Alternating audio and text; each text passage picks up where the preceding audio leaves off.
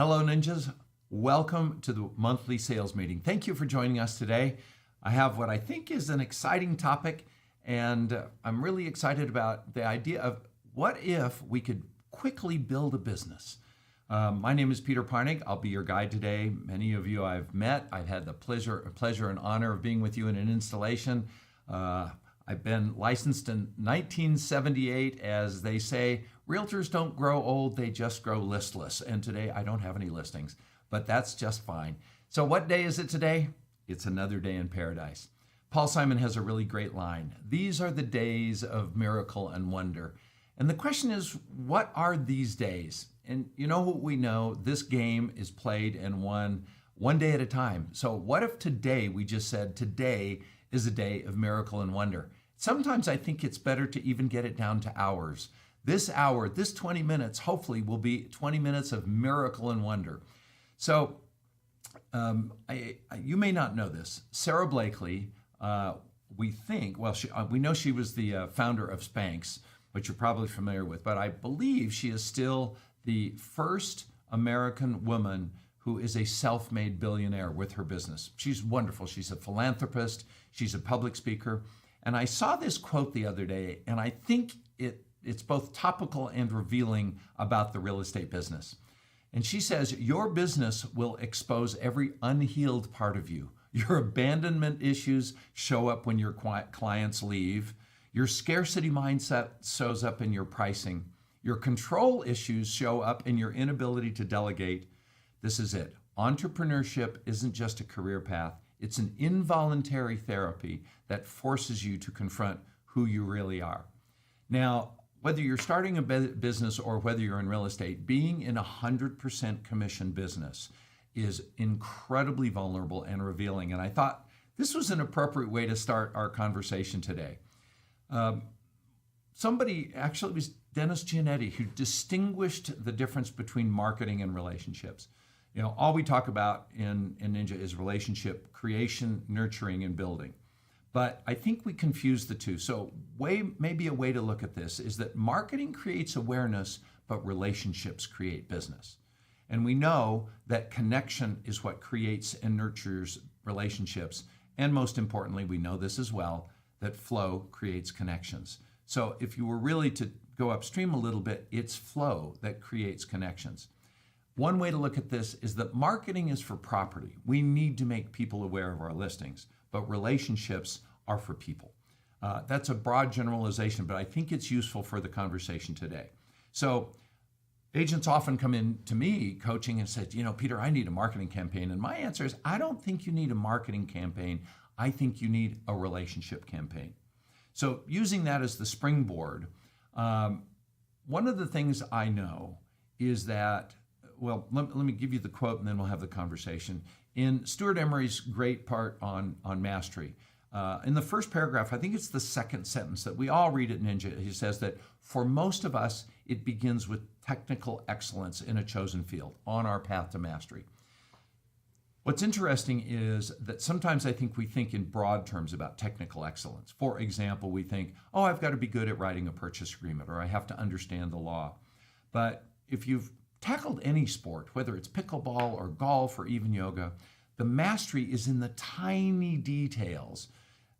If you start to really try and master a golf swing, you're talking about making a golf face hit a ball with a 1/4 of a degree variance at 95 miles an hour. The metaphor in Ninja, it's often one word that makes the difference in being good and great. And so today we want to tackle this idea of being technically excellent at flow. We know, we've heard it for months, years, decades, that flow creates and generates business. By definition, it is frequency of interaction. We love to use body parts at Ninja. As you know, flow is the oxygen of your business. Your database is your central nervous system. The Ninja 9 is the backbone. Your hot and warm list are your heartbeat. I don't know where we came up with this Grey's Anatomy idea, but it's pretty consistent. And we also know that with flow, it can be face-to-face or phone or text or email, real mail, social media. But the key is frequency and consistency. If we know what works, what keeps us from doing it is the big question. And we've seen this slide in Ninja. What holds us back from doing most things that we know will work, but we still don't do them? And that's generally fear. And we also know that there are really, and this is floating around in the sort of the spiritual and business ecosphere, that there are really only two emotions, fear and love. What is fear? Fear can be defined as the absence of love. And we keep saying, if you just think about loving on your people, then you won't be afraid. If you're thinking about if you're fearful, you're thinking about yourself. But for some reason, that isn't enough of a motivation to make us step over that fear. And so what if you're a person on this call, in this meeting, who's going, well, that's all good and well, but I just never get around to live flow. I know I'm supposed to do it. You feel like you should do it, but you don't. I believe that many real estate agents walk around in a perpetual state of low-level guilt about the people they know they should call, but they don't. And so Friday afternoon comes and you go, I know I should have called that person. And then you make an excuse like, well, I'm not naturally outgoing. And you just can't bring yourself to call someone you haven't talked to, even though you know you should. And you say to yourself, I just feel salesy, or it's just awkward. And what if they think I'm being salesy? And so we don't do it in spite of the fact that we know that it's successful and appropriate. Albert Einstein said it perfectly when we learned about the law of precession, that nothing happens until something moves. In other words, we have to put our bodies in motion for something to happen. And we know that as well. And so what happens is a pressure develops that exacerbates our guilt. I'm not doing it, and I know I should. And that just leads to cortisol buildup, which, as you know, let's get less cortisol in our system. So today, let's figure out how to crack the code if you're one of the people that know you should and still don't, in spite of all the evidence that it's successful and it works. So to remind us, in the American population, let's talk through this. There are certain personality types for which this is easier and certain for which it is not. Power people only make up about 15 or 20% of the population. They're generally the outgoing person that can work the room along with party people. But if you do the math here, in America, less than half of the people are party and power people. In other words, it's easier for them, which means the majority of the population, this kind of stuff is uncomfortable. If you're a peace person, picking up the phone and calling somebody you haven't talked to in 10 months really creates a lot of anxiety and a lot of resistance. If you're a perfection person, you might do it because the data says you should, but it doesn't come naturally to you. So if you're a person who is struggling with this idea, even though you know you're struggling with the idea of expanding your Ford calls today, might help you.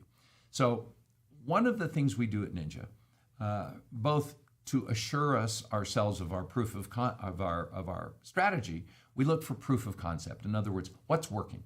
And what we have noticed when we look at the realtor population, that the top 5% performers, producers, generally are really good at face-to-face and voice-to-voice conversations. They know how to do it. They've overcome or at least addressed their fears.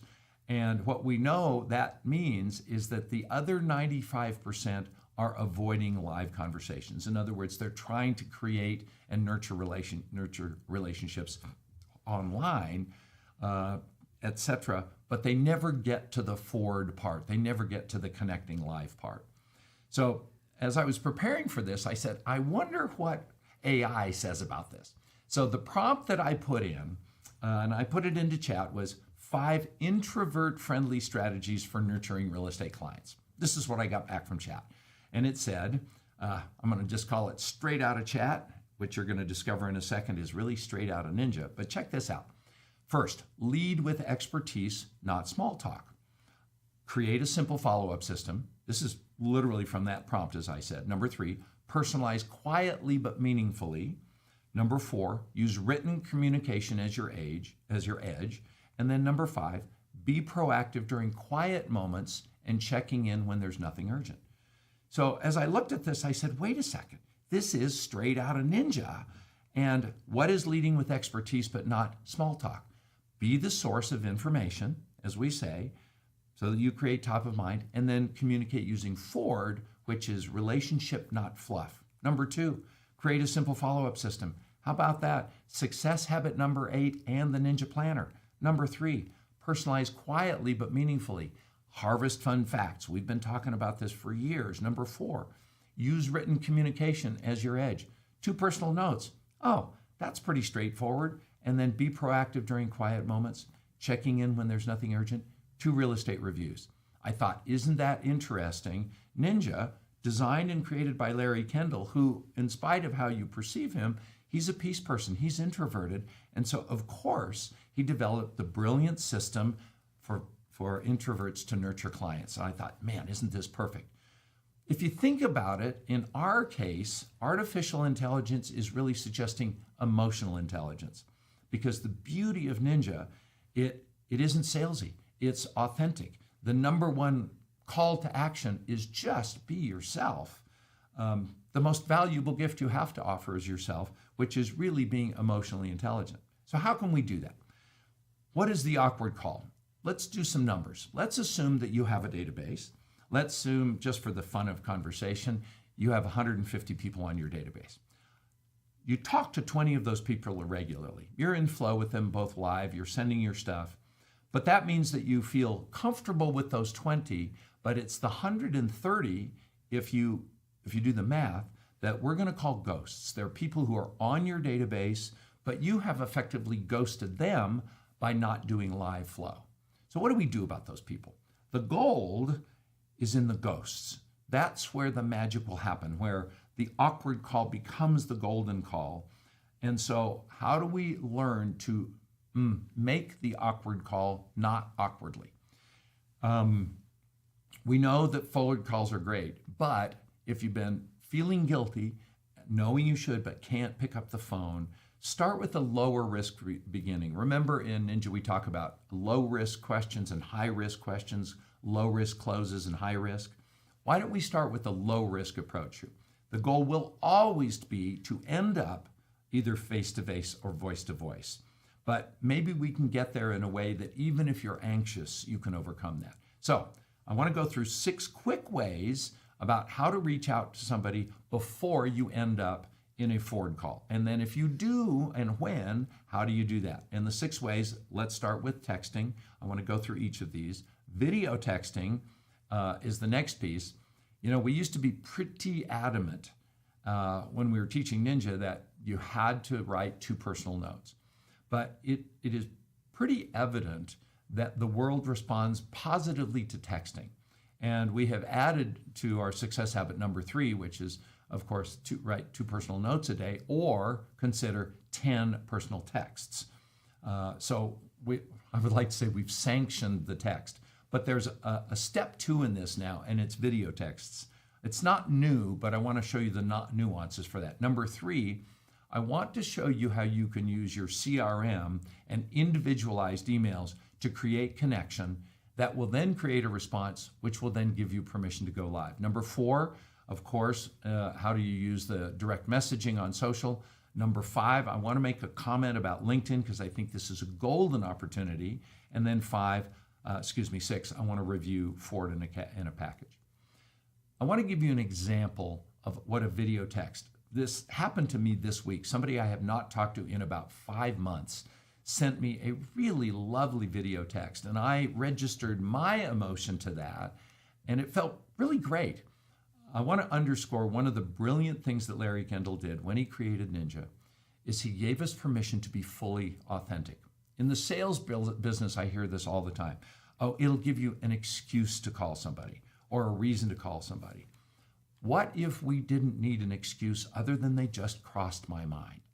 And I would bet pretty much the farm that everybody on this call or in this meeting has the experience of driving around and somebody crosses your mind. You pull up to an intersection, it reminds you of this. You drive into a neighborhood and you go, oh yeah, one of my friends lives here. All the time when people are crossing our mind, our call to action is every time that happens, take action immediately. And this is what it could sound like. Let's say I happen to have filmed this in my house, but I'm in my car, I've just driven into a neighborhood, I'm looking at a house to show somebody and I go, oh, this is where my friend Larry lives. Try this out for size. Hey Larry, this is Peter Parnay. You know, you've been crossing my mind a lot lately. I don't think we've talked in about a year, but every time I think of you, I'm going, man, I sure enjoy Larry. So I'm just sending you a message today, check in on you. How's your family? You know, how's work? I'd love to talk to you. No need to call back if you don't want, but just know that every time I think of you, you make me smile, and I hope you're doing really well. Take care. It doesn't have to be polished. It doesn't have to be professional, but what it really has to be is sincere. And one of the things that I learned from the Peyton Manning video from the installation is if I can find a compliment to pay somebody, it makes it better. Now, here's the key. 50, 70, 80, 90% of people will respond to that somehow. I don't know about you, but that didn't feel very salesy or pushy to me. But here's the key. When they respond, don't keep texting, go live. When they respond back, pick up the phone at the moment and say, hey, you know, thank you for responding. This is so great. It will take the awkwardness out of the call because you've already had a response. Here's number 2. I want to read this to you. Hopefully in your CRM, you've figured out how to send an email to all 150 of the people in your database. You have a tag or some sort of a group. But here's what it's going to look like. And this actually happened to me. Let me see if I can read this if you can't see it. This is what it would read like. Happy Monday, Rob. I had a great time at a concert on Friday night, and it made me think of you. We went to see the Vitamin String Quartet in Denver, and the show was magical.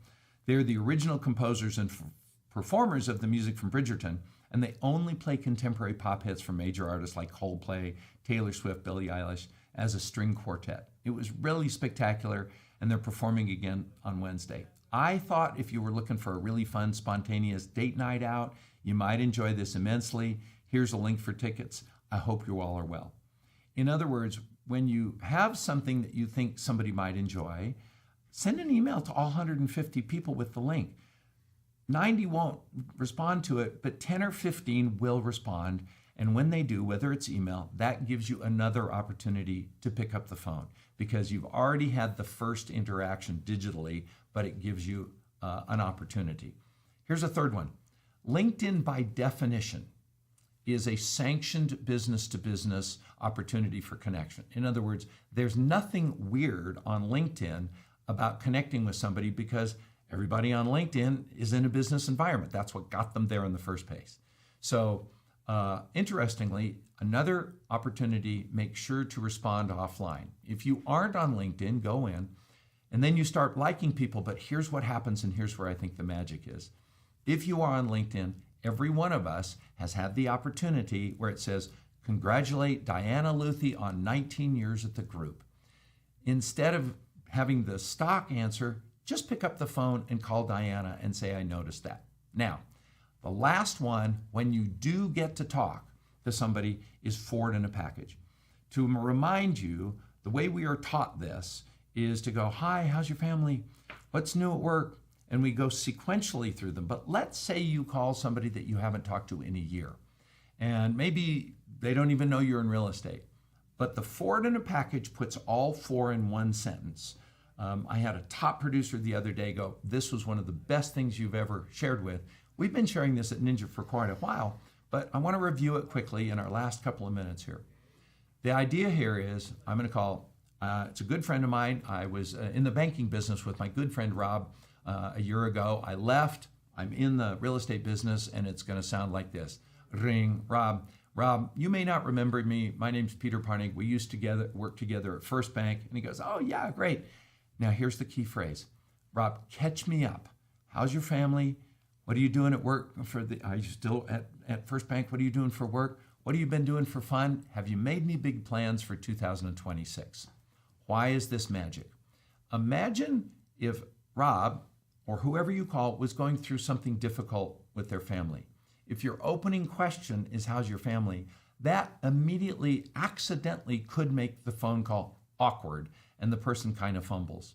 When you give them a forward in a package, you have in fact given them the menu to pick the one they want. And they might go, oh my gosh, we're just gonna leave on a cruise next week. And whatever excites them will come forward. The technical excellence here is in the essential ingredient of catch me up. Don't say, how are things going? How are you doing? how's your family, but Catch Me Up sends a message like I'm interested in your life and the whole thing. So forward in a package is the last one.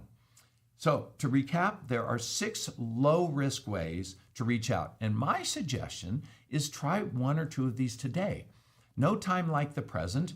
If you think of somebody and you go, I felt a little awkward about picking up the phone, but I could send a video text. Try 2 this morning and see what happens. You might want to send one to yourself, record it and go, ooh, that wasn't very good. The cool thing about it is it doesn't take film. You can delete it, practice it a couple, and try a couple of them. And then if you really wanted to get crazy, practice forward in a package to yourself. So thank you for joining us, because remember, the gold is in the ghosts. Pick somebody you haven't talked to in at least 90 days to 180 and try one of these techniques, because remember, the gold is in the ghosts. I want to close with this. Let's say you need a little bit of help, something that you still think, okay, fine, but I would be better in a community of people that are doing it. Let me invite you to a opportunity and an offering we have at Ninja. It's called Ninja 90. And it is an idea to jumpstart your business if you're close, but this is really designed to help you nurture and create relationships through conversations. It will also help you organize your database to easily track and take action. And the way it's structured, it's 12 one-hour weekly virtual calls to get the systems up and running. But here's the key. There will be 40 to 50 other ninjas around the country. It's a fantastic opportunity to network, create relationships, which then just might end up in some referrals. So there's a QR code here. You can go to ninjaselling.com and look up under classes. But if you're really wanting to make 2026 a spectacular year, join a Ninja 90 group. One starts on March 23rd. Perfect spring activity to have a fantastic summer. Thank you for joining us today on the Ninja Selling Sales Meeting of the Month.